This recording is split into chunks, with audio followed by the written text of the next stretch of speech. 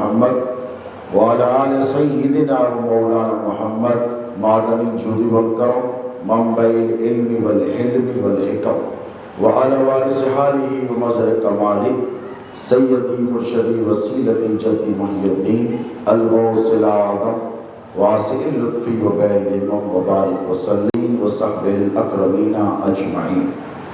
أما بعد، قال الله تبارك وتعالى في القرآن المجيد والفرقان الحميد: فأعوذ بالله من الشيطان الرجيم بسم الله الرحمن الرحيم. إنما يريد الله ليذهب عنكم الرجس أهل البيت ويطهركم تطهيرا. صدق الله مولانا العظيم وبلغنا رسوله الأمين الكريم ونحن على ذلك من الشاهدين الشاكرين والحمد لله رب العالمين. لي قمصة نطفي بها حر الوباء الحاتمة المصطفى والمرتضى وابناهما والفاطمہ. الہی بحق بنی فاطمہ کہ برقول ایماں کنی خاتمہ. اگر دعوتم پر کنی در قبول منو دست و دامان آل رسول. منو دست و دامان آل رسول. غوث اعظم درمیان اولیاء چون محمد درمیان انبیاء. شہ نشین پر تشریف فرما. انتہائی قابل احترام، لائق صد افتخار آل رسول، اولاد بطول، جگر گوشہ حضور غوث الاعظم دستگیر، نویر سرکار لاہوری، حامی سنیت، برادر عزیز ترجمان قادریت حضرت مولانا حافظ ڈاکٹر سید شاہ رضوان بادشاہ قادری الحیدری ادام اللہ فیضہ، دیگر علماء ربانی، آرگنائزرز، برادران ملت اسلامیہ، غلامان رسول، وابستگان دامان آل رسول، پس پردہ تشریف فرما سیدہ کائنات کی کنیزوں، عفت ماؤں بہنوں بیٹیوں، السلام علیکم ورحمۃ اللہ تعالی وبرکاتہ. اللہ رب تبارک و تعالی جل مجدہ کا بڑا فضل اور بڑا کرم ہے کہ آپ بہت دیر سے، بڑے انہماک سے، بڑی محبت سے، بڑی عقیدت سے، بڑی لگن کے ساتھ اہل بیت کی شان، اہل بیت کی زبان سے سماعت کر رہے ہیں. اور گھر والے ہی بتاتے ہیں کہ گھر والوں کی عظمت و رفعت کیا ہے. انسان کی زندگی کے دو پہلو ہوتے ہیں. ایک وہ ہوتا ہے جو اس کا گھر میں جو اس کے معاملات ہوتے ہیں وہ مخفی ہوتے ہیں، وہ سب پر ظاہر نہیں ہوتے ہیں. اور ایک معاملات ہوتے ہیں جو باہر ظاہر ہوتے ہیں، وہ گھر والوں کو بھی پتہ ہوتے ہیں. لیکن کچھ ایسی باتیں ہوتی ہیں جو راز و نیاز کی ہوتی ہیں، کچھ ایسی باتیں ہوتی ہیں جو ناز کی ہوتی ہیں، جو لاڑ کی ہوتی ہیں، جو پیار کی ہوتی ہیں، جو دلار کی ہوتی ہیں. یہ ضروری نہیں کہ ایک بار ساری باتیں اپنی جو اس کی محبتیں اس کے بیٹے کے ساتھ ہو یا بیٹی کے ساتھ ہو یا بیوی کے ساتھ ہو یا ماں باپ کے ساتھ ہو، وہ سب کی سب لوگوں کے ساتھ شیئر کر دے. تو ٹھیک اسی طرح اہل بیت اطہار کا مقام اور مرتبہ اور رتبہ ساری کائنات کے سامنے ظاہر ہے، عیاں ہے. حضرت ترجمان قادریت کے ایک عالمانہ اور عارفانہ خطاب میں انہوں نے اہل بیت اطہار میں جو نمایاں شخصیتیں ہیں جن کا تعلق رسول اللہ کی حیات سے بھی ہے اور رسول اللہ کی وفات کے بعد بھی ہے، یعنی مولا کائنات سیدہ فاطمہ حسنین کریمین سے ہوتے ہوئے، سیدہ زینب سے ہوتے ہوئے، پھر کربلا کے میدان میں اپنی جمع مردی کا مظاہرہ کرنے والے وہ مولا علی کے لخت جگر حضرت عباس تک آپ نے قرآن اور حدیث کے حوالے سے ان تمام نفوس قدسیہ کا، ان عظیم الشان شخصیتوں کا بہت زبردست احاطہ کیا ہے. میں نہیں سمجھتا اس پر اور گفتگو کرنے کی قطعی طور پر کوئی حاجت اور ضرورت ہے. میں چند باتیں آپ کی خدمت میں پیش کر دوں۔ ایک تو یہ کہ اہل بیت اطہار ہیں کون؟ عمومی طور پر یہ تصور ہے کہ علی، سیدہ فاطمہ، امام حسن، امام حسین، بس اہل بیت ختم۔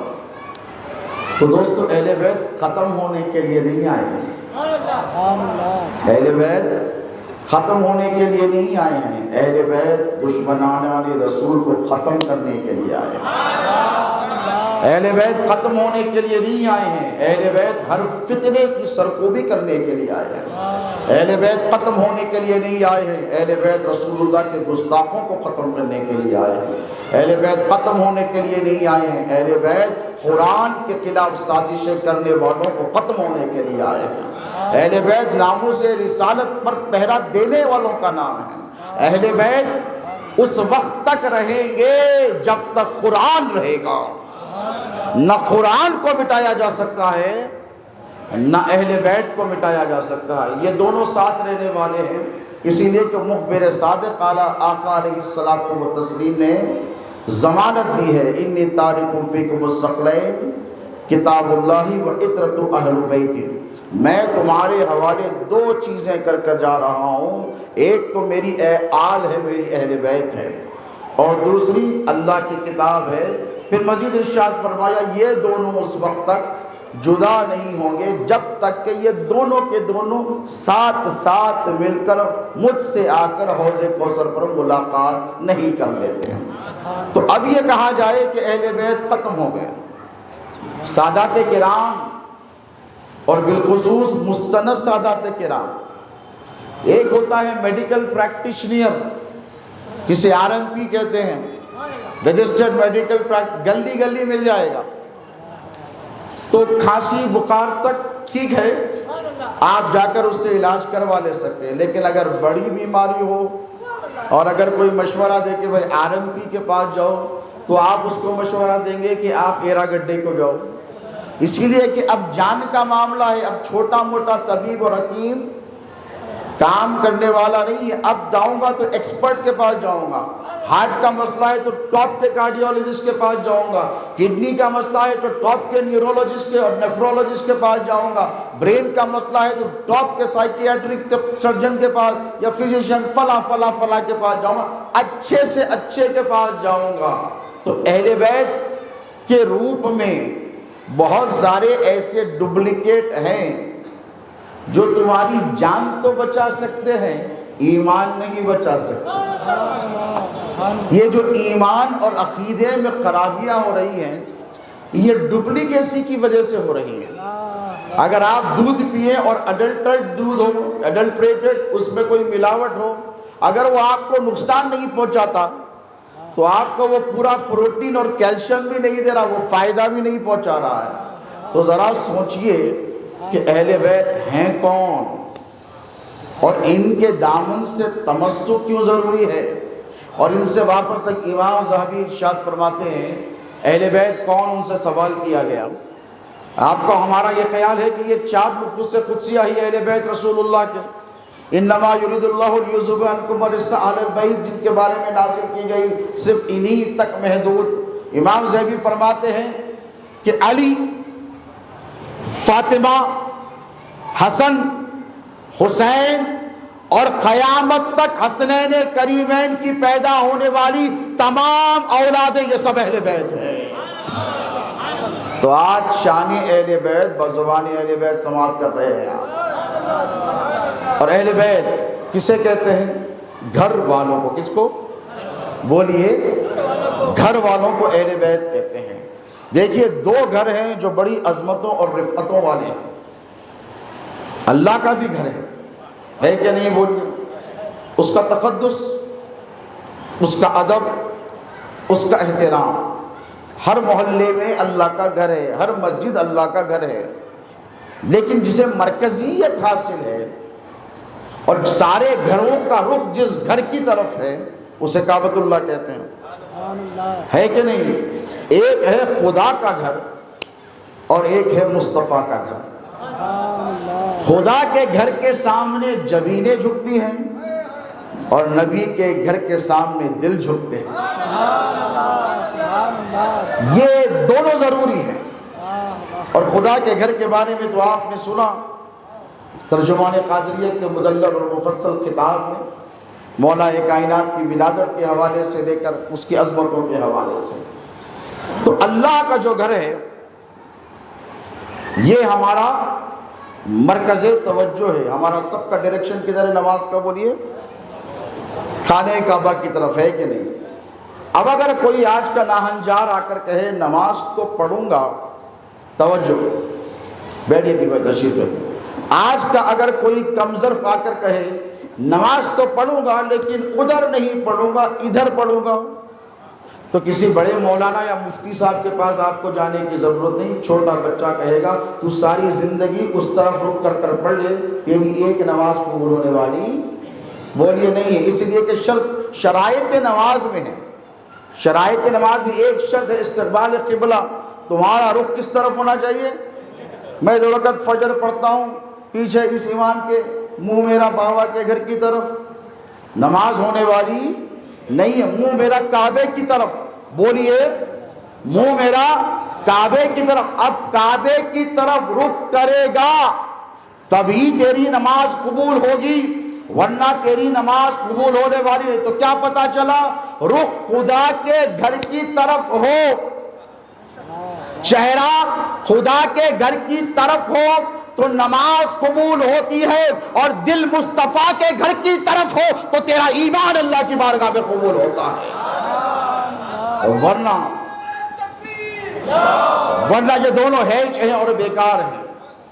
اور یہ جو نبی کا گھر ہے، خدا کا گھر ہے، خدا کے گھر کی بھی تو رسپانسبلٹیز ہے نا، ملائکہ ہیں، فرشتے ہیں۔ اب یہ کسوہ ابھی آپ نے دیکھا خانہ کعبہ کا غلاف تبدیل کیا گیا، یہ ظاہراً کیا گیا، لیکن اگر باطناً دیکھا جائے جو روحانی دنیا ہے، جو انٹیریئر اسپیکٹ ہے، جو چھپی ہوئی باتیں ہیں، جو دنیا ہے، وہ عرفہ بتاتے ہیں۔ اور خود حضور پاک علیہ الصلوۃ والتسلیم نے فرمایا کہ جب میں معراج کی رات گیا تو میں نے آسمان پر دیکھا کہ خانہ کعبہ کے بالکل اوپر ایک گھر بنا ہوا ہے، اور وہاں پر اس کو ٹیک لگا کر میرے جد کریم حضور فرماتے ہیں حضرت ابراہیم خلیل اللہ تشریف فرمائے، اور اسے بیت المعمور کہتے ہیں۔ کیا کہتے ہیں؟ بیت المعمور کہتے ہیں۔ وہ خانہ کعبہ کے بالکل آسمانوں میں، خانہ کعبہ کے بالکل اوپر موجود ہے، اور وہاں پر بھی فرشتے اس کا بھی طواف کرتے رہتے ہیں۔ تو ایک یہ گھر ہے، ایک وہ گھر ہے، اور یہ جو گھر ہے اس گھر کا بھی معاملہ مولد کا اور مولود کا بڑا گہرا ہے۔ دیکھیے، یہ جو خانہ کعبہ جس طرف ہم رک کر کر نماز پڑھتے ہیں، اور جس کے متولی حضور کے دادا حضرت عبد المطلب بھی رہے، اور جس کے متولی خواجہ بتا حضرت سیدنا ابو طالب بھی رہے، اور تولیت جسے کہتے ہیں یعنی کنٹرول، بھئی متولی جو ہوتا ہے اس کے ہاتھ میں کنٹرول ہوتا ہے، مسجد کی چابیاں بھی اس کے پاس ہوتی ہیں، مینٹیننس بھی اس کے پاس ہوتا ہے، دیکھ ریکھ بھی اس کے پاس ہوتی ہے، انتظامات بھی اس کے پاس ہوتے ہیں، کوئی مسئلہ ہو جائے تو اسے ریپیئر وغیرہ، یہ سب متولی کی ذمہ داری ہوتی۔ تو خانہ کعبہ کی تولیت بنو ہاشم میں رہی، حضرت عبد المطلب کے پاس رہی، حضرت ابو طالب کے پاس رہی، لیکن جب یہ تولیت ان کے پاس تھی، کعبے کے اندر 360 بت بیٹھے رہے کہ نہیں؟ 360 بت کعبے کے اندر بیٹھے رہے، اور اس کا طواف ہوتا رہا۔ اب ذرا سوچئے، جو بت شکن پیغمبر کا جانشین بن کر اس دنیا گیتی میں تشریف لایا ہو، اس نبی رحمت صلی اللہ علیہ وسلم کو یہ کب گوارا تھا کہ کعبے کے اندر بت بیٹھے رہے؟ کعبے کے اندر بت بیٹھے رہے۔ حضور کی تمنا، ہر موحد، ہر توحید پرست نے یہ تمنا کی کہ ان بتوں کو نکال دیا جائے، لیکن خدا کی عزت کی قسم کسی میں اتنی ہمت نہیں ہوئی کہ ان بتوں کو نکال کر باہر پھینک دے، چاہے جائے کہ اللہ نے ہمارے اور آپ کے نبی کو اِنَّا فَتَحْنَا لَكَ فَتْحًا مُبِينًا کا وعدہ فرمایا، اور حضور نے کعبے کو فتح کیا اور سارے بتوں کو نکال دیا، اور ایک بت رہ گیا، بہت اونچائی پہ تھا، بظاہر میرے حضور اگر چاہتے تو ہاتھ پکڑ کر گرا دیتے، زمین کے بل گر جاتا، لیکن مصطفیٰ نے ایسا نہیں کیا۔ فرمایا علی ادھر آؤ، علی ادھر آؤ. بھائی میرے حضور کے قبض و اختیار سے تو باہر کوئی چیز ہے ہی نہیں نا. حضور چاہتے اشارہ کرتے تو منہ کے بل گر جاتا. اور ولادت طیبہ کے وقت حضور جب پیدا ہوئے سارے بت منہ کے بل گر گئے تھے. اب تو حضور ساری شان اور شوکت کے ساتھ بعثت کے اعلان کے بعد تشریف لائے ہیں. کیا مجال ہے کسی بت کی کہ رسول اللہ کے سامنے ٹھہرا رہے؟ ہمت نہیں ہے. لیکن حضور کو علی مرتضیٰ کا مقام بتانا ہے, اہل بیت اطہار کا مقام ظاہر فرمانا ہے. کہا علی ادھر آ میرے کاندھوں پہ چل جا, علی ادھر آ میرے کاندھوں پہ چل جا. اب علی مرتضیٰ جو آغوش رسالت میں تربیت پائے ہیں اور انہوں نے وہاں وہاں سر رکھا ہے جہاں جہاں سے مصطفیٰ نے قدم اٹھائے ہیں, اسی لیے کہ علی نبی کے ساتھ ہے, نبی علی کے ساتھ ہے. علی نبی سے جدا نہیں ہے, نبی علی سے جدا نہیں ہے. علی کو سب سے زیادہ نبی جانتے ہیں اور نبی کو سب سے زیادہ علی جانتا ہے.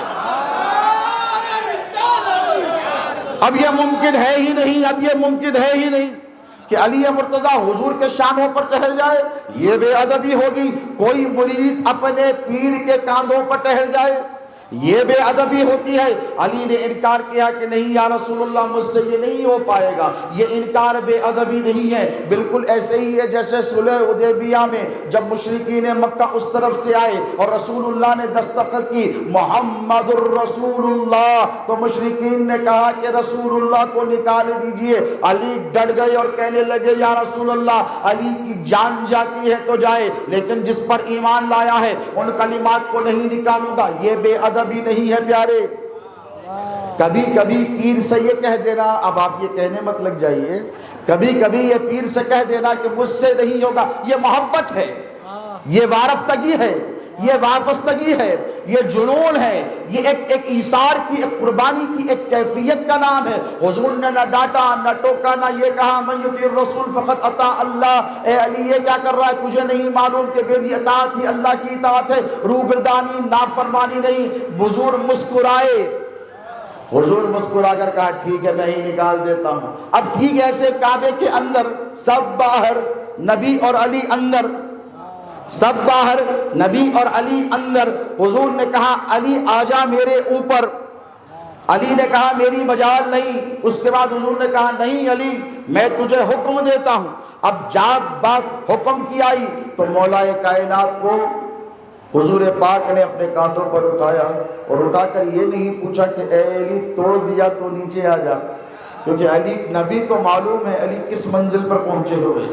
آج کل کے یہ خارجی اور ناصبی کتے اگر مولا کائنات کی عظمتوں کو گھٹانا چاہیں تو یہ مرتے مر جائیں گے. علی کی عظمت پر ایک حرف نہیں لا سکتے, مولا کائنات کی شان کو کوئی گھٹا ہی نہیں سکتا. اس لیے کہ فتح مکہ میں خانہ کعبہ کے اندر تم باہر نماز پڑھو تو 1,00,000 کا ثواب, رسول تو اندر ہے, علی بھی اندر ہیں, اور کوئی عمل جو خانہ کعبہ کے پاس کیا جائے وہ اللہ کے لیے, بولیے اللہ کو بڑا محبوب ہے, اسی لیے تو اجر زیادہ ہے. آپ محلے کی مسجد میں پڑھیں تو جتنا ثواب ہے اتنا ہی ثواب. آپ حرم میں جا کر پڑھیں, خانہ کعبہ کے بیچوں بیچ پڑھیں تو ایک کا بدلہ 1,00,000 سے. کیوں؟ اللہ کو وہ عمل محبوب ہے. تو ذرا سوچو تو صحیح, مصطفیٰ چاہتے تو علی کو کہیں اور بھی کاندھے پر اٹھا سکتے تھے, جیسے دولہے کو کاندھوں پر اٹھایا جاتا ہے. روایت ہے کہ نہیں, رواج ہے کہ نہیں. اگر نبی چاہتے تو کہیں اور بھی علی کو کاندھوں پر اٹھاتے, لیکن علی کو نبی نے کاندھوں پر وہیں پر اٹھایا ہے جہاں پر اللہ کو یہ ادا سب سے زیادہ پسند آتی ہے. کاندھوں پر اٹھا کر کہا اے علی بول تو صحیح کیسے لگتا ہے. تو شیر خدا نے عرض کیا کہ یا رسول اللہ عرش اعظم کا کنگورا علی کے ہاتھوں میں ہے, اگر چاہوں تو عرش اعظم کا پائے تخت کو ہلا دوں. تو خدا کی عزت کی قسم یہ وہ علی ہیں جنہیں نبی نے اتنی بلندیوں پر پہنچایا ہے. اور پھر ایک بات ہے پیارے کہ جو نبی کا دورانہ چلا یہ کس سے چلا؟ جیسے آپ نے ترجمان قادریت کے خطاب میں سنا, حضرت عباس نے کہا کہ ساری کائنات کی مائیں جس ماں پر قربان ہے اسے سیدہ فاطمہ کہتے ہیں. کوئی ماں حسنین کی ماں کا مقابلہ بولی نہیں کر سکتی, کوئی باپ حسنین کے باپ کا مقابلہ نہیں کر سکتا, الا یہ کہ رسول اللہ صلی اللہ علیہ وسلم خود ہوں. خود ہوں. اب توجہ طلب یاد یہ ہے کہ ایک ہے خدا کا گھر. اگر خدا کے گھر کی طرف کوئی دیکھے، آپ خاموش بیٹھتے؟ نہیں بیٹھتے. بدتمیزی کرے برداشت کرتے؟ نہیں کرتے. متولی اور صدر صاحب کا تو عالم یہ رہتا ہے کہ نماز ہوتی ہے سب ٹھہر جاتے پیچھے آ جائے، انہیں اب جاتا کی جب جاتا کی. کیوں؟ مینٹیننس کا مسئلہ ہے، صاف صفائی کا مسئلہ ہے، دیکھ ریکھ کا مسئلہ ہے، حفاظت کا مسئلہ ہے، اس کے تقدس کو، اس کی سینکٹی کو، اس پامال ہونے سے بچانا ہے، اس کے آنر کو، اس کی ڈگنیٹی کو. بھئی آپ کھلا رکھ کے چلے جاتے بچے مسجد، کتے گزرے تو ایک نیا مسئلہ ہو جاتا، پورے جانی مانا نکالو پھر صاف کرو. تو مجھے یہ بات بتائیے کہ خدا کے گھر کا تقدس کس کی ذمہ داری ہے؟ متولی کی بھی، مصلیوں کی بھی، امام کی بھی. ایسا نہیں کہ صرف متولی مسجد کا گھر کا ادب کرے گا اللہ کے گھر کا، اور امام صاحب بے ادبی کریں گے تو بچہ پکڑ کے بولے امام صاحب خیریت، کیا بے ادبی کر رہے ہیں مسجد میں؟ آج کل چل رہا موبائل فون. یہ بھی معاشرے میں ترجمان قادریہ قبلہ سے گزارش کروں گا کہ اس موضوع پر بھی وہ ارشاد فرمائیں، کیونکہ نوجوان بڑے انہماک سے سنتے ہیں ان کو، اور سنتے بھی نہیں، ان کی ہر بات پر عمل بھی کرتے ہیں، کیونکہ یہ شعر خدا کا شعر ہے، غوث اعظم کا دلبر ہے، عالم بھی ہے، مشائخ بھی ہے، سیدزادہ بھی ہے، غوث پاک کا شہزادہ بھی ہے، تو لوگ سنتے ہیں. مسجدوں میں میں نے دیکھا کہ وقفے کے دوران موبائل چل رہا، تو یہ مسجد کی عزت ہے، احترام ہے کہ بے حرمتی ہے؟ بولیے بولیے. نہیں، میرے کو ایسا دکھ رہا جو کرتے استعمال آواز ہی نہیں دے رہے. ہاں، یہ آپ کی ذمہ داری ہے، دیکھ لینا کل. اب مسجد میں اگر کوئی گیم کھیلے، موبائل کھیلے، یوٹیوب کھولے، انسٹاگرام کھولے، فلاں کھولے، تو یہ بے عزتی ہے کہ عزت ہے؟ آپ آ کر تھوڑی کہیں گے واہ برخوردار شاباش کیا احترام کر رہے ہیں مسجد کا. بزرگاں بولتے ہیں نامعقول، بےہودے، تجھے کس نے مسجد میں آنے دیا؟ تو مسجد کے تقدس کو پامال کر رہا ہے. مسجد میں یہ للول آپ کی تجھے اجازت نہیں، اس لیے کہ مسجد میں اگر دنیاوی بات کرے تو کئی سال کی مقبول عبادت رائے گاہ ہو جاتی ہے. حدیث پاک کا مفہوم ہے کئی سال کی مقبول عبادت ہیج اور رائے گاہ ہو جاتی ہے. اب مجھے یہ بتاؤ، ہر مسلمان پر یہ فریضہ ہے، یہ ذمہ داری ہے کہ خدا کے گھر کی عزت اور ناموس پر پہرا دے. اور جس نبی نے خدا کے گھر کو خدا کا گھر بنایا ہے، جس نے تمہیں کعبہ عطا کیا ہے، ساری مسجدوں کا رخ اس طرف ہے، خدا کے گھر کی عزت و احترام کرو تو واہ واہ، اور نبی کے گھر کا احترام کرو تو آہا.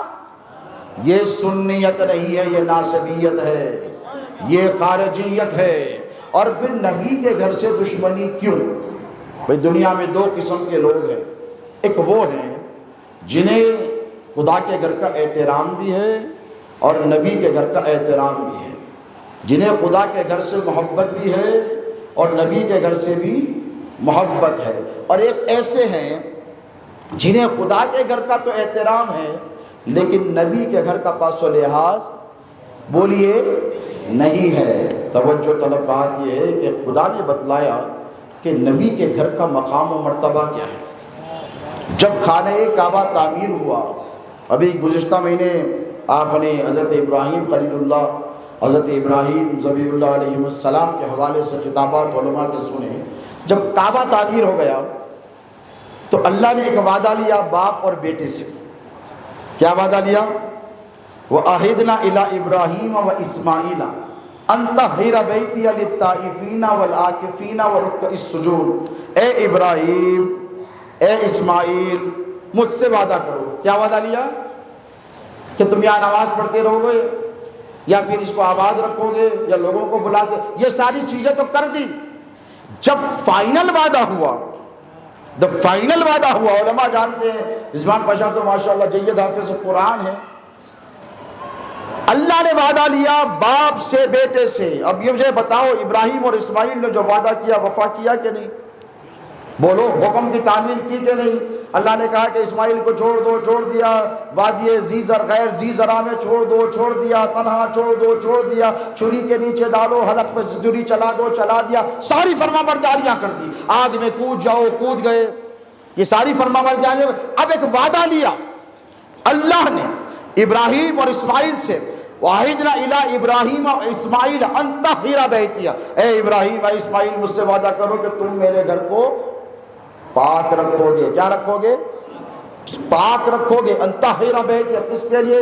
لِلطَّائِفِينَ، جو یہاں پر آ کے طواف کریں، والعاکفین، ان کے لیے جو یہاں پر آ کر اعتکاف کریں، ورکع السجود، اور وہ جو آ کر یہاں پہ رکوع کرے، سجود کرے. ٹھیٹھی ٹھاٹا ماننے والوں کے لیے نہیں، قریش کے مکار بت پرستوں کے لیے نہیں، جو ٹیک لگا کر بیٹھے رہتے ہیں کعبے کی طرف اور شراب نوشیاں کرتے ہیں.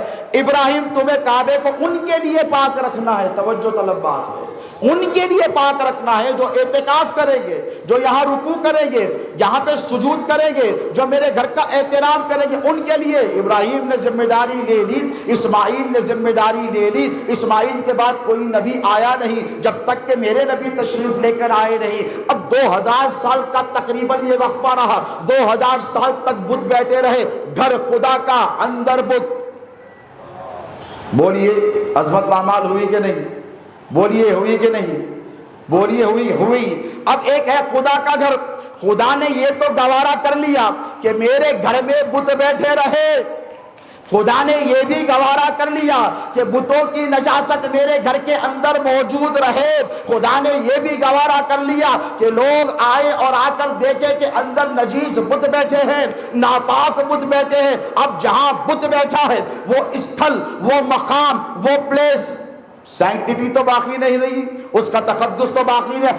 اب اللہ نے یہ تو گوارا کر لیا کہ میرے گھر کے اندر ناپاکی رہے، لیکن جب نبی کے گھر کی بات آئی تو اللہ نے ارشاد فرمایا انما یرید اللہ لیذھب عنکم الرجس اہل البیت ویطہرکم تطہیرا. اے حبیب، اللہ نے ارادہ کر لیا ہے کہ تمہارے گھر والوں سے ہر قسم کی گندگی کو دور رکھے گا. نہ جبرائیل کو ذمہ داری دی، نہ میکائیل کو ذمہ داری دی، نہ اسرائیل کو ذمہ داری دی، نہ اسرافیل کو ذمہ داری دی، اور نہ خود اپنے نبی کو ذمہ داری دی. اے حبیب تمہارے بچے ہیں تم دیکھو، اے حبیب یہ تمہاری اولاد ہے تم دیکھو، ایسا نہ ہونے پائے کہ یہ بگڑ جائیں تم دیکھو، ایسا نہ ہو جائے کہ یہ راہ سے ہٹ جائیں تم دیکھو، ایسا نہ ہو کہ یہ بعد میں منکر ہو جائیں تم دیکھو، ایسا نہ ہو جائے کہ یہ گمراہ ہو جائیں تم ان کی حفاظت کرو. اب جس معاملے میں ان میں اگر انحطاط آتا ہے تو اے حبیب تم دیکھو کی بات نہیں کی گئی. اے حبیب تو بھی میرا ہے، علی بھی میرا ہے، فاطمہ بھی میری ہے، حسن بھی میرا ہے، حسین بھی میرا ہے، اور صبح قیامت تک ان کے آنے والی ساری اولادوں کی ذمہ داری تمہارے رب نے خود لی ہے.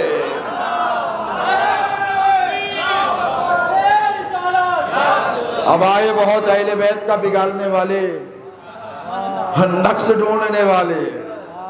بیٹا اگر سیدہ کچھ بولتے ہیں قبول کر لو، ان میں خامی تلاش کرنا نص قرآن کا انکار ہے. یہ دنیا کی گندگی اہل بیت کے قریب نہیں آ سکتی، اس پر پہلا خود خدا دے رہا ہے. اسی لیے کہ اللہ نے دیگر صحیفے آئے، دیگر نبیوں کی اولادیں آئی، کس کی ذمہ داری لی؟ پوچھئے علماء سے، مشائخ سے، کس کی ذمہ داری لی؟ لیکن جب قرآن بھیجا تو فرمایا اِنَّا نَحْنُ نَزَّلْنَا الذِّكْرَ وَإِنَّا لَهُ لَحَافِظُونَ. ہم نے قرآن کو نازل کیا، اس کی حفاظت بھی ہماری. اس کے بعد حضور نے کیا کیا؟ دیکھیے توجہ طلب بات. دو چیزیں ایسی ہیں جو سیکیور ہیں اللہ کی طرف سے، جس پر پہرے ہیں. حضور کے پہلے پہرے دار ہوتے تھے، پہرے دار، باڈی گارڈز. حضور کے آیت نازل ہوئی وَاللَّهُ يَعْصِمُكَ مِنَ النَّاسِ. اے حبیب لوگوں سے حفاظت کی ذمہ داری تمہارے باڈی گارڈز کی نہیں، تمہارے رب کی ہے. نہ جبرائیل کی ہے، نہ میکائیل کی ہے، نہ اسرائیل کی ہے، نہ اسرافیل کی، کسی کی نہیں ہے. تمہیں کسی سیکیورٹی گارڈ کی ضرورت نہیں. تمہارا رب تمہاری عظمتوں پر پہرے دے رہا ہے، تمہارا رب تمہاری ذات پر پہرے دے رہا ہے، تمہارا رب تمہاری شان پر پہرے دے رہا ہے، تمہارا رب تمہاری مقام و مرتبے پر، عظمتوں پہ پہرے لگا رہا ہے. اے حبیب کسی سیکیورٹی گارڈ کی ضرورت نہیں. جس گھر میں تم رہتے ہو تمہارا رب خود اس پر پہرا دے رہا ہے. اللہ خود پہرا دے رہا ہے نا، اللہ خود حفاظت فرما رہا ہے. وَاللَّهُ يَعْصِمُكَ مِنَ النَّاسِ. اب دو چیزوں کی ذمہ داری اللہ نے لی، ایک تو حبیب کی لی، دوسرے قرآن کی لی. قرآن میں اس لیے 1400 سال سے زائد عرصہ گزر گیا، ایک لفظ بدل نہیں سکے، زیر و زبر میں تک تبدیلی بولیے نہیں کر سکے، کیونکہ اللہ نے فرمایا میں نے ذمہ داری لی ہے۔ اب دیکھیے توجہ طلب بات یہ ہے کہ اللہ نے فرمایا اے حبیب تمہارے گھر والوں سے ہر قسم کی گندگی کو میں دور رکھوں گا، ان کو طاہر اور مطہر بناؤں گا۔ اب اگر کوئی ڈپلیکیٹ آج کے زمانے میں خود کو سیلف پروکلیم سید، اس کے بعد گڑبڑ، ایسا ہو سکتا نہیں؟ بولیے، جس کی ذمہ داری اللہ نے لی ہے وہ بگڑ سکتا نہیں؟ بگڑ سکتا۔ اور ہم پہ تانے لگائے جاتے ہیں کہ ذکر اہل بیت نہ کرو، یہ روافظ کا طریقہ ہے۔ میں نے کہا نادان، تم نے اس اسلام کو سمجھا ہی نہیں ہے۔ یہ وہ نفوس قدسیہ ہیں جن کے ذکر کے بغیر تمہاری نماز قبول نہیں ہوتی۔ جب تک کہ تم نماز میں حضور پر، حضور کی آل پر درود پڑھتے نہیں پڑھتے بھائی؟ کوئی ہے گا یہاں پہ رونگ نمبر نہیں ہے نا؟ اللہم صلی علی محمد وعلی آل محمد کما صلیت علی ابراہیم وعلی آل ابراہیم انک حمید مجید۔ تو رسول اللہ نے تو تمہاری نمازوں میں اہل بیت کو شامل فرمایا ہے۔ تو اہل بیت کیوں واٹ فار وائی؟ کیا ضرورت ہے آپ اہل بیت؟ یا قرآن ہے، حدیث ہے، حضور کا اسوہ ہے، حضور کی سیرت ہے، سب کچھ ہے، صحابہ ہے، صحابہ کی زندگیاں ہے، ان کے سارے کردار ہیں، ان کے سارے واقع، سب کچھ ہے، پھر بھی اہل بیت کیوں؟ اہل بیت اس لیے ضروری ہے پیارے کہ کسی شاعر نے حضور پیرانی پیر غوث اعظم دستگیر کے حوالے سے کہا تھا کہ جہاں ساری امیدیں سب سہارے ٹوٹ جاتے ہیں وہاں بس کام آتا ہے سہارا غوث اعظم کا۔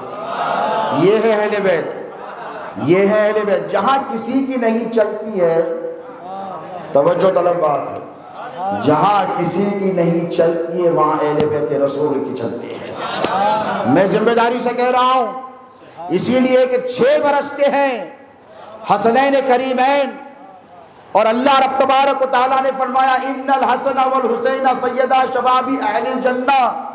کسی پوچھنے والے کو اختیار تک پوچھ لیتا، اے پروردگار جوان تو ہونے دے۔ ہو سکتا ہے نا جوان ہونے کے بعد، اگر جوان ہونے کے بعد علی کہتے کہ یہ میرے بیٹے نوجوانان جنت کے سردار ہے، تو یہ اموی ٹولہ ماننے والا تھا؟ نہیں ماننے والا تھا۔ اسی لیے جبرائیل کے ذریعے اللہ نے اپنے حبیب کو پیغام دیا جوان ہوتے وقت ہو جائیں گے، حسن حسین کے جوان ہونے کا انتظار نہیں کیا جائے گا۔ ان کو جو مقام و مرتبہ دیا جا رہا ہے تقوی اور علم کی بنیاد پر نہیں، خون رسالت معاد کی بنیاد پر دیا جا رہا ہے۔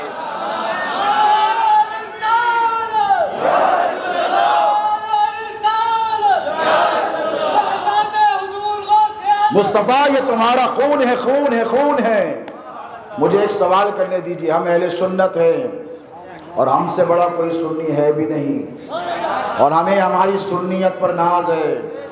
ہم جتنی نفرت ناصبیت اور خارجیت سے کرتے ہیں اس سے 10% زیادہ رافضیت سے بھی کرتے ہیں۔ ہم رافضیوں سے خوش نہیں ہیں، کچھ نادان ہیں جو روافظ کے پاس جا کر بیٹھ جاتے ہیں اور بیٹھ کر سمجھتے ہیں کہ ہمیں علی والوں کا تمغہ ان سے ملے گا، کاز یہ سمجھتے ہیں کہ ان سے سرٹیفکیٹ ملے گا۔ خدا کی عزت کی قسم، روافظ کسے کہتے ہیں آپ کو پتا ہے؟ اگر سن رہے ہیں تو وہ بھی سن لیں، کیونکہ ایک ملک ہے رافضیوں کا جسے ایران کہتے ہیں، مرد کا بچہ ہے، مرد کا بچہ ہے، 56 ممالک خاموش ہے، اکیلے آنکھ پہ آنکھ ڈال کے مقابلہ کرا۔ اب اس پہ بھی تحقیق چل رہی، بھائی منگول سدھر سکتے، قریش سدھر سکتے تو آپ کے باپ کی جاگیر ہے، انہوں نہیں سدھر سکتے، نہیں سدھر سکتے۔ کون تھے منگول؟ 10 لاکھ کو مارا ہلاکو خان۔ غوث اعظم کے شہزادے گئے، بولے ادھر آ، کلمہ پڑھ مسلمان ہو جا۔ اقبال چلا کر بولے ہے ایا یورش تاتار کے افسانے سے، پازما مل گئے کعبے کو صنم خانے سے۔ پورے ادھر آگے، اور سب سے بڑے دشمن قریش، قریش سے بڑا کوئی دشمن؟ رسول اللہ کا مکے والوں سے بڑا دشمن کیسے کیسے صحابہ بنے، کیسے کیسے منصب پر پہنچے، رضی اللہ عنہ و رضو عنہ بنے، کیسے کیسے مقام و مرتبے پر بولیے فائز ہوئے۔ اللہ جب دن پھیرنا چاہتا تو کس کو بھی ہدایت دیتا؟ آپ چیلنج کر سکتے، نہیں ان کو نہیں دینا۔ آپ کون ہوتے بولنے والے؟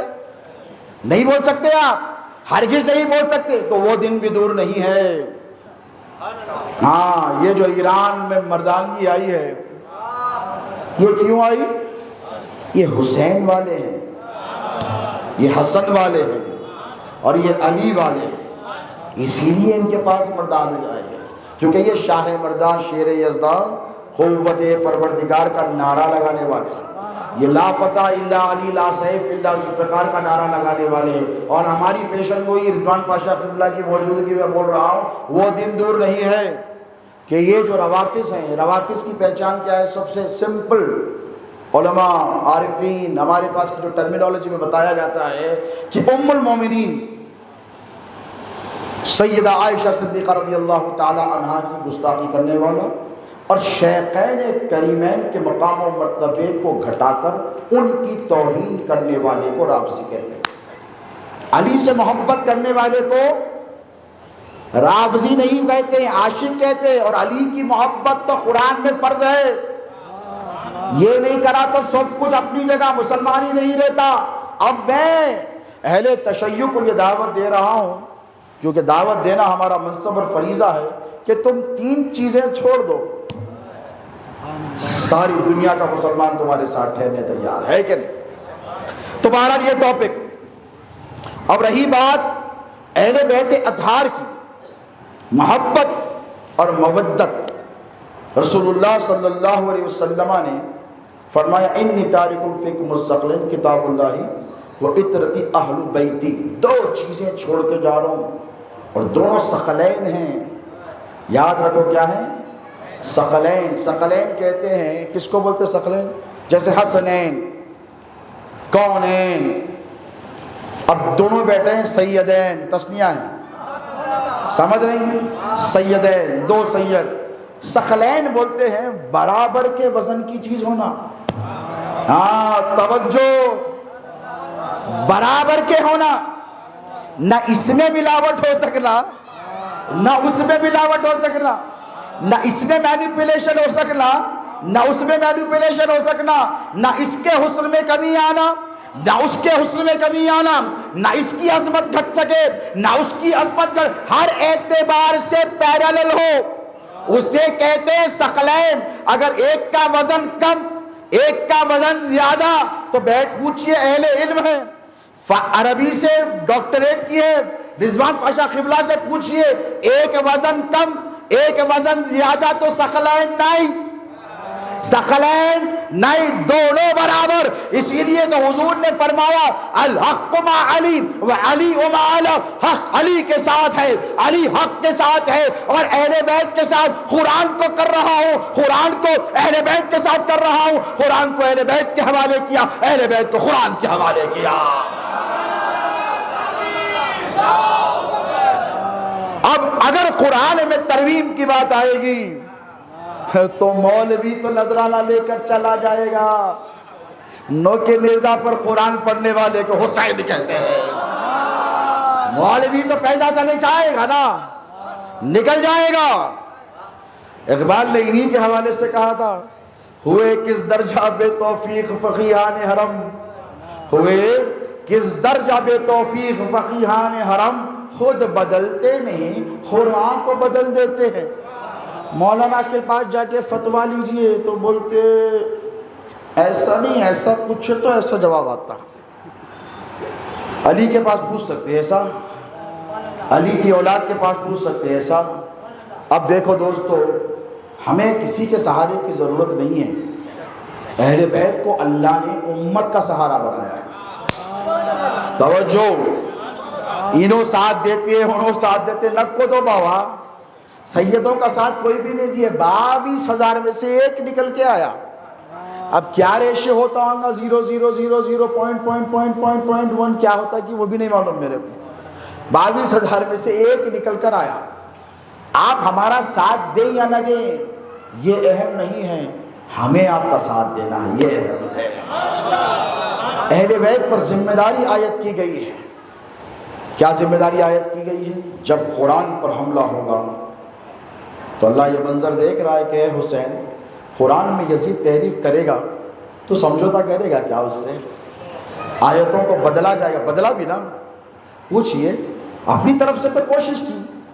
اور اگر کربلا کے میدان میں میرا حسین مزاحمت نہ کرتا، حسین ابن علی انٹرفیئر نہ کرتا، تو بظاہر قرآن کو بدل دیا جاتا۔ کتنی آیتیں ہیں آپ پوچھئے علماء سے جو یزید نے تحریف کرنے کی کوشش کی، اور آج بھی یزیدی ٹولہ یہ آیت نکال دو، وہ آیت نکال دو، ایسی آیت نکال دو، ویسی آیت نکال دو، نہیں۔ تو یہ آیتوں کو نہ نکالنے دینے کی یہ جو ہمت کی گئی، بھئی آج بھی یہودیوں کو آپ ہاتھ میں قرآن دے کے بولو we will not object۔ سعودی عرب اتنا پاورفل ہے، MBS انہیں جا کر اگر بولا اسرائیل کو we will not fight، فائدہ نہیں ہے فائٹ کرنے کا، آپ جو چاہے کر لو، قرآن بدلنا ہے بدل لو۔ بدل سکتا؟ سعودی عرب کے بولنے سے بدل سکتا؟ عراق کے بولنے سے بدل سکتا؟ ترکی کے اردوغان کے ڈوغلے کے بولنے سے بدل سکتا؟ نہیں بدل سکتا۔ اب نیا آیا نہیں، سیریا میں کیا بیٹا، کیا نام ہے اس کا، ہاں تورانی ورانی جو بھی ہے جان دو، بیہودے کا نام لینا بھی نہیں ہے۔ انہیں چاہا تو بدل سکتا؟ کوئی نہیں بدل سکتا۔ نہ وقت کا بادشاہ بدل سکتا ہے، نہ حکمراں بدل سکتا ہے، نہ ملک بدل سکتا ہے، نہ ملک سلمان بدل سکتا ہے، نہ ایران کا خامنہ ای بدل سکتا ہے، نہ اردوغان بدل سکتا ہے، نہ پاکستان کا حکمراں بدل سکتا ہے، نہ ہندوستان کا حکمراں بدل سکتا ہے۔ اس لیے نہیں بدل سکتا کیونکہ حسین نے صبح قیامت تک امت کو یہ درس دیا کہ قرآن میں تحریف کی جب بات آئے گی تو آؤ حسین کی طرح سر کٹا کر قرآن کی 6666 آیتوں کی تمہیں حفاظت کرنی ہے۔ بیت کے ساتھ کیا، یہ سب تو بک جائیں گے، چھوڑ دیں گے میرے قرآن کا ساتھ، لیکن اے علی تو اور تیری اولاد صبح قیامت تک قرآن کی حقانیت اور قرآن کی عظمت پر پہرا دیتی رہے گی۔ اور یاد رکھو اہل بیت اطہار سے محبت اس لیے ضروری ہے کہ یہ تمہارے نجات کا ذریعہ ہے۔ کیا ہے بولو؟ اہل بیت کو چھوڑ دو گے تو پھر کچھ بھی ملنے والا نہیں ہے۔ اور یہ کہا جائے کہ اہل بیت کی ضرورت نہیں ہے، یہ بہت بڑی نادانی ہے اور یہ بہت بڑی سازش ہے، اور یہ آپ کو بہت بڑے نقصان سے دوچار کرنے کی کوشش کی جا رہی ہے۔ میری مائیں بہنیں بیٹیاں بیٹی ہیں، سیدہ فاطمہ الزہرا سلام اللہ علیہا کے بارے میں آپ نے ترجمان قادریت قبلہ سے سماعت کیا، کیا عظمت ہے، کیا شان ہے کہ جس کے لیے ساری کائنات اٹھ کر ٹہرتی ہو، وہ رسول مقبول اپنی بیٹی کو آتا دیکھ کر اٹھ کر ٹہر جاتے ہیں۔ اور ٹہرتے بھی نہیں ہیں، دیکھیں ٹہرتے بھی، اور بیٹیاں بھی تھیں حضور کو، بیویاں بھی تھیں حضور کو، ازواج طیبات و طاہرات۔ پپا اینڈ کمپنی جو بارڈر سے آپ کو عقیدے کو یلغار کر رہا ہے، یہ فتیل قسم کے جو لوگ ہیں جو سادات کے دشمن ہیں، جو سادات کے دشمن ہیں، سیدوں کے، اور ہونے بھی چاہیے کیونکہ آخر زمانے میں ابھی میں پڑھ آ رہا تھا تو راستے میں بات ہوئی، ایک فتنہ ہوگا، اسے فتنہ سفیانی کہتے ہیں، اور وہ یزید کی اولاد میں سے ہوگا۔ آپ لوگ کیا سمجھ رہے یزید کی اولاد ختم ہو گئی؟ نہیں، ابھی باقی ہے۔ یزید ابن معاویہ ابن ابو سفیان کی اولاد سے ہوگا، یہ اہل سنت کی تمام کتابوں میں لکھا ہے۔ اور یہ بطن شام میں روایت آتی ہے حدیث شریف کی روح سے کہ بطن شام یعنی شام کے پیٹ میں سینٹرل آف سیریا سے ہی جنم لے گا، اور یہ چن چن کر کیا کرے گا؟ سیدوں کا قتل عام کرے گا۔ تیار ہے؟ کربلا میں نہیں ڈرے، اب تھوڑی ڈرنے والے، چن چن کر سیدوں کا قتل کرے گا، اور جتنے علی والے، روایتوں میں آتا ہے کہے گا کہ علی والا جو ہے اسے پکڑ کر لاؤ، اسے قتل کرو، میں 1000 درہم دوں گا، اور چن چن کر مارے گا، جسم کے ٹکڑے کرے گا، اور کھولتے ہوئے پانی میں ان کو زندہ پھینکے گا۔ یہ اس کا نام ہوگا صوفیانی۔ کیا ہوگا؟ بولیے، صوفیانی ہوگا۔ اب جب صوفیانی آئے گا اور علی والوں پہ ظلم کرے گا تو پھر ایک علی کا بیٹا آئے گا جسے امام مہدی کہتے ہیں۔ اور امام مہدی اسے قتل کریں گے۔ دیکھو جب علی والوں پر آفت آئی ہے تو حسین والے خاموش نہیں بیٹھے ہیں۔ اسلام پہ آفت آئی تو حسین نے سب سے بڑی قربانی دی کہ نہیں، اور تمہیں بچانے کے لیے سادات کرام آئیں گے۔ اب یہ جو فتنہ چلایا جا رہا ہے، عشق کرو تو رسول اللہ سے کرو نا، ان سے ان سے کئی کو بھائی علی علی علی علی علی حسین حسین حسین لبے کیا حسین، یہ محرم کے جلسے کیوں؟ عورتوں کو کہا جاتا ہے سیدہ فاطمہ کی تیسری کی محفل کیوں، ان کی فضیلتوں کے پروگرام کیوں ہے کہ نہیں؟ بولیے۔ اب جو وقت چل رہا ہے اس کو اپنی نگاہوں کے سامنے رکھیے۔ گلوبل سیناریو، مڈل ایسٹ، مشرق وسطیٰ، اور اہل علم جانتے ہیں کہ قیامت کے جتنے علامات صغریٰ تھے وہ سب کی سب ظاہر ہو گئی، اب کبریٰ باقی، بڑی علامتیں بولیے قیامت کی باقی۔ اب اہل بیت کے دامن سے پہلے سے زیادہ مضبوطی سے وابستہ رہنے کا وقت ہے۔ میں ذمہ داری سے کہہ رہا ہوں، ایمان کو بچانا ہے تو صرف رسول اللہ کا دامن اقدس تھامنے سے بات بننے والی نہیں ہے، اسی لیے کہ اگر صرف رسول اللہ کا دامن تھام کر آپ حق کے خلاف کہر جاتے تو اللہ آیت مبارکہ کو نازل دے گا۔ انہی کی بھی ضرورت ہے، رسول اللہ کو کسی کی ضرورت بولیے نہیں ہے حضور کو، لیکن تم کو علی کی بھی ضرورت ہے، فاطمہ کی بھی ضرورت ہے، امام حسن کی بھی ضرورت ہے، امام حسین کی بھی ضرورت ہے۔ اب وہ کیسے؟ آخری بات کہہ رہا ہوں، نجران کے عیسائی انہوں نے دیکھا کہ چیز کیمرے کے لیے ریکارڈنگ کے لیے نہیں ہوتی، درود پاک پڑھے اللہم صلی علی محمد۔ حضور کو چیلنج کیا مباحثہ کس کو بولتے معلوم ہے آپ کو؟ ایک ہوتا مناظرہ، ہم مناظرے والے نہیں ہیں، مباحثے والے۔ میں اکثر اس بات پر قبلہ کہتا ہوں کہ ہم مناظرہ کرنے والے نہیں ہیں، ہم مباحثہ کرنے والے ہیں۔ مباحثہ کیا ہوتا معلوم؟ فریقین ساتھ آتے، ادھر کا بھی گروپ ادھر کا بھی گروپ، حق اور باطل دونوں ساتھ جمع ہوتے ہیں، اور دونوں جمع ہو کے قسم اٹھاتے کہ ہم میں سے جو حق پر ہے وہی بچے، وہی سروائیو کرے، وہی باقی رہے، اور جو باقی ہے وہ تباہ ہو جائے، برباد ہو جائے، نیست ہو جائے، نابود ہو جائے، اس کا نام اور شان مٹ جائے۔ حضور نے ایکسپٹ کر لیا۔ حضور نے کیا کیا؟ وہ ہی ایکسپٹ کر لیا۔ اور کس کو چیلنج کیا؟ بولیے نجران کے عیسائیوں نے کس کو؟ مولا علی کو، سیدہ فاطمہ کو، ان کی عورتوں نے آ کے پوچھئے، حضرت رضوان پاشا بیٹے پوچھئے، سیدہ فاطمہ کو نہیں، امام حسن کو نہیں، وہ تو بچے، امام حسین کو نہیں۔ کس کو چیلنج کیا؟ بولو یارو، ارے ادھر سے بول رہے ہیں، ایک بار نہیں بولتے، نہیں سنے نہیں آیا میں وہ؟ ہاں ماشاءاللہ، رسول اللہ کو چیلنج کیا۔ حضور نے معاہدے کا چیلنج قبول کر لیا۔ اب جب ان کو پتا چلا کہ ہمارے علماء جا کر محمد رسول اللہ کو چیلنج کر آئے ہیں معاہدے کے لیے، تو ان میں سراسمگی پھیل گئی، وہ پریشان ہو گئے۔ ان کو پتا ہے کہ حق کے ساتھ مبعوث کیے گئے ہیں، نبی رحمت ہے، خاتم النبیین ہے، سید الاولین والآخرین ہے، صحیفوں میں پڑھ چکے، ساری علامتیں، لیکن حق در بھی ہے، نہیں ماننا ہے، نہیں مانتے ہیں۔ اب یہ گھبرا گئے۔ اب ان کو جب پتا چلا کہ جبرائیل آئے اور جاسوس ساتھ لگے ہوئے تھے، ان کو پتا چلا کہ آیت نازل ہوئی ہے، قرآن کی آیت، اے حبیب جاؤ معاہدہ کر کر آؤ۔ مجھے ایسی آیت نازل ہوئی نہیں، آیت نازل ہوئی، توجہ سے سنیں، کہ باطل کے خلاف اہل بیت کا دامن کیوں ضروری ہے۔